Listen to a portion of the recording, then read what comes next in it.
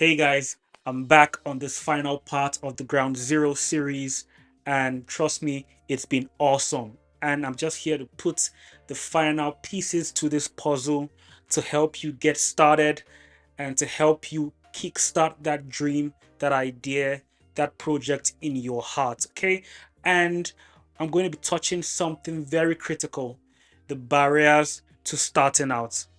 And you'll be amazed to find out that a lot of these barriers are mental and not really physical.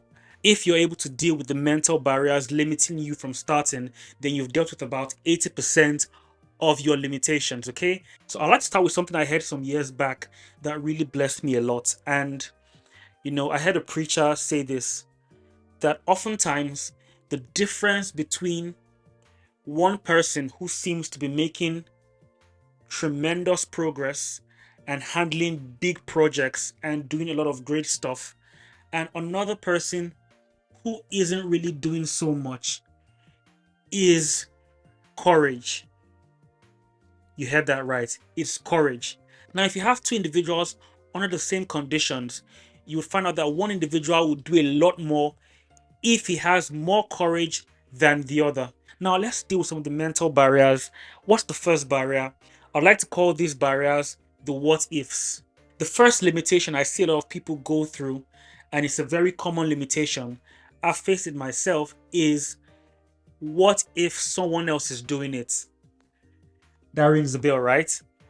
Have you ever been in that position where you thought, I'm about to do something. What if someone else is doing it? Or probably someone else is doing it. Oftentimes we like to do something new. We like to do something that no one else has ever done. Let me shock you. In the book of Ecclesiastes 1, verse 9, King Solomon says that there's nothing new under the sun. So, what you're about to do is something that has existed before, right? And whatever will be has been in the past. Okay? Have you found out in areas like fashion, sometimes old trends come back again and begin to trend and become the fashion style of the now? Is because things that have happened before in history often come back again. So what you think is new has existed sometime in the past and sometime in history.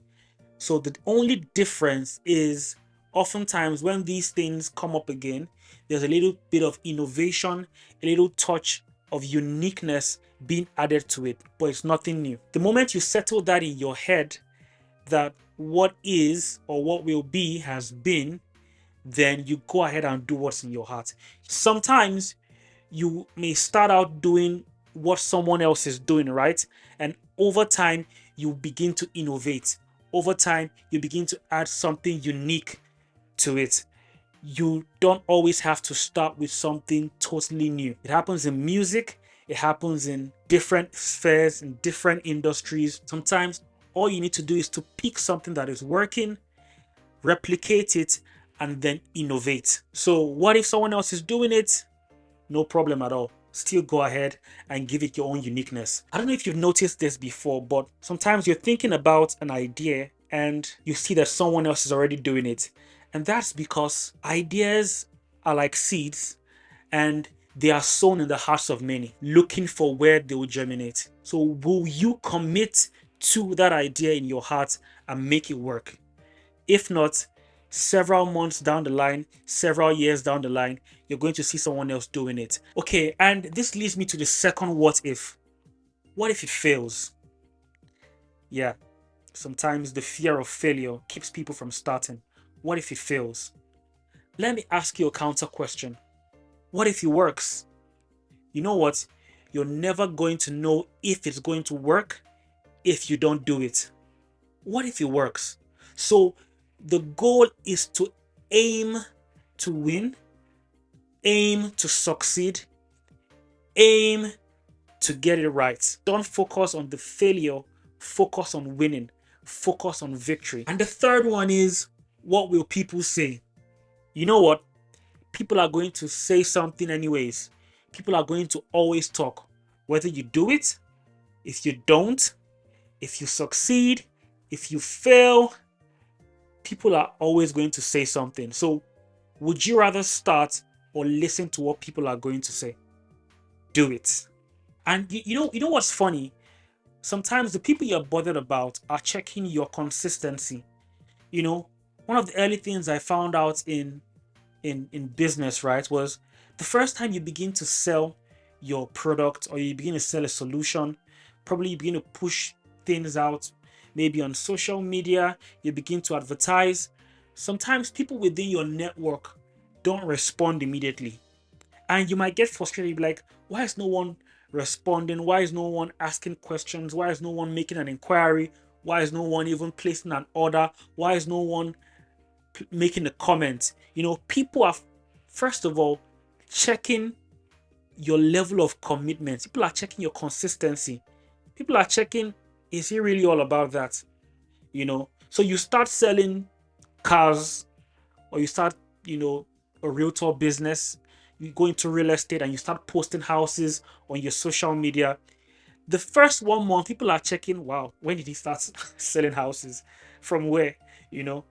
And then people see you're still posting that content, you're still selling that product the first month, the second month, the third month. By the fourth month, people are like, okay, I think he's really serious, right? I think he means business.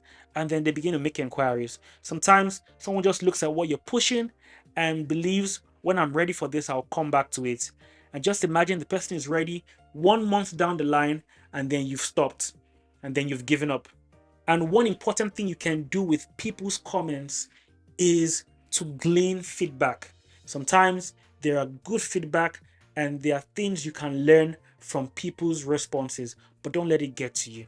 No, don't let it get to you. Rather, let it spur you on to greatness. Let it spur you on to achieve your dreams. And I'm going to leave you on this final note.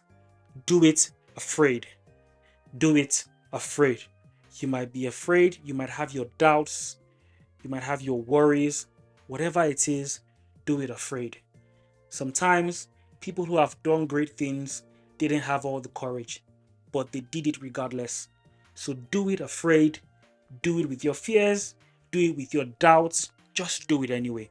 And it's important to always take little practical steps. And I see people make this mistake a lot. You have that big dream in your head. What is the entry point? So people get stuck in their big dreams because they don't know the entry point. Someone says, hey, I have a big dream in my heart to own a large retail chain, a large chain of supermarkets. And you're going to start with a small store, probably rent a little store somewhere and start making sales, start learning the art of buying and selling, start learning how to take inventory and the right things to stock up to sell. What is that entry point? So sometimes people are stuck on the big goals and visions till it overwhelms them and they never get started. For someone else, you have a big dream of maybe having a school, and the entry point is giving free lessons, free home lessons, or maybe free after school lessons, maybe summer classes. Maybe that's the entry point. With those smaller milestones, you can build confidence and experience and begin to scale up. What's the entry point? What's the entry point? For someone else, you have a big dream of a real estate business, but the entry point is to join, some of these real estate groups and start selling houses for someone else. Probably sell it on your platform, maybe create some sort of, marketing and advertising on social media, maybe some sort of flyers and reach out to people within your network. And maybe that's your entry point. Sometimes we despise the entry point because we have a big picture. And the Bible says, do not despise the days of little beginnings, because the big picture lies in the little beginnings. The big picture lies in the little beginnings. You see a big multimedia business and probably starts from having small gigs, maybe even being on a freelancer platform, probably doing 1 or 2 gigs, probably doing a retainership for small startup businesses. Whatever it is, discover your entry point and be faithful to that entry point. Because the Bible says, he that is faithful in little will have more committed to them. Don't get stuck on the big picture.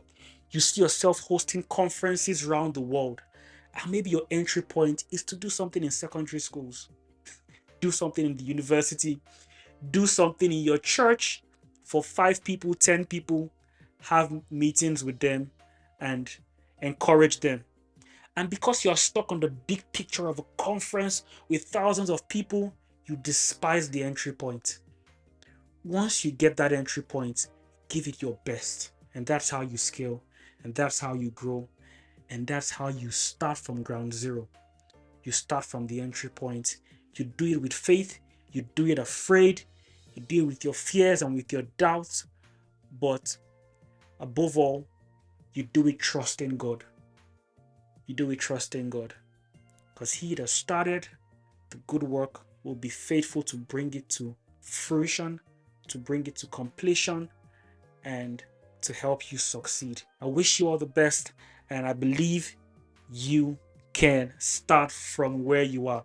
All right, it's been an amazing journey. It's been an amazing ride on the Ground Zero series, and trust me, we have a lot more coming on this channel. So don't forget to subscribe, to like, to drop a comment, and to share with your friends, share with your family, share to someone else who might need to hear this. And I hope to see you soon. Cheers.